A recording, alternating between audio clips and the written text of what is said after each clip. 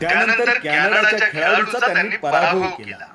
Mexico आणि जर्मनीच्या खेळाडूंना खाशाबा यांनी चारी मुंडे चीत केले.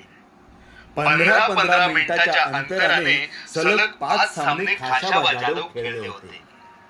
खाशाबा यांचा पुढचा सामना जपानच्या शोहोइची या मल्लासोबत होता. ते खेळायला मॅटवर उतरले. इशीच्या ताकदीचा त्यांना अंदाज आला होता. गरज होती ती विश्रांतीची.